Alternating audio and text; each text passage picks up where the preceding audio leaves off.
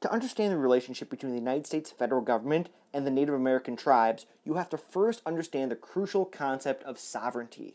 Sovereignty means you have the right to make the decisions about the land, who gets to live there, what the laws are, what the resources are.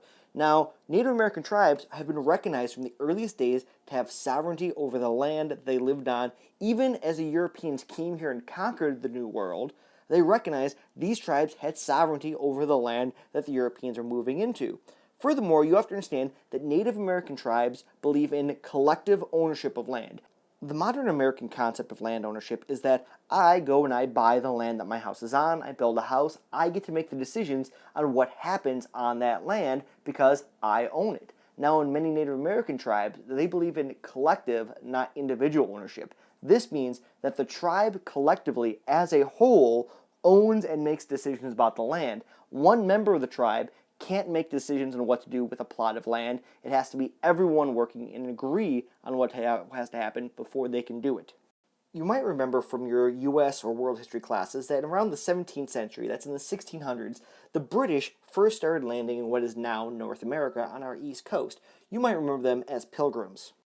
These first Europeans that arrived in the Americas brought with them devastating diseases that killed off millions of Native Americans. This is because Europeans had exposure to diseases for hundreds of years that Native Americans had never been exposed to.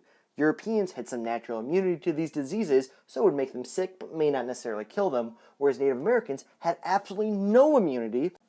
This means that Native Americans died off on a much larger and faster rate than Europeans to these diseases. This left a lot of land wide open and ready for Europeans to move in and take over. The other image in the lower left-hand corner is the Simpsons representation of the first Thanksgiving. Now, the first Thanksgiving is not what we think of. In America, we tell the story in our schools that the first Thanksgiving was a time when Native Americans and Europeans came together in the early days of European conquest, sat down and shared a peaceful meal together. Actually, the very first Thanksgiving was a European celebration of the massacre of an entire village of Native Americans.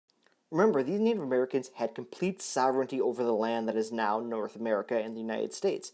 The British said that they bought or stole, depending on your interpretation of history, the land from the First Peoples, the First Nations, but they also signed treaties with them recognizing that these Native Americans had sovereignty over land and they would be treated as equals among nations. This is important because after the American War for Independence and we separated from the British, America continued to honor the treaties that the British signed with the Native Americans and continued to sign our own treaties with Native American tribes, again, showing that our government recognized Native Americans as separate, sovereign nation-states with the right to rule over and control their own land. In fact, if you look at the lower picture here, you'll see that the U.S. Constitution itself has written into it in Section 8, that the Congress has the power to regulate commerce with foreign nations, that means people from other countries, and among the several states, so within the United States, and with the Indian tribes. This phrase itself shows that the U.S. Constitution recognizes native tribes as separate foreign nations with the authority to make decisions for their own people.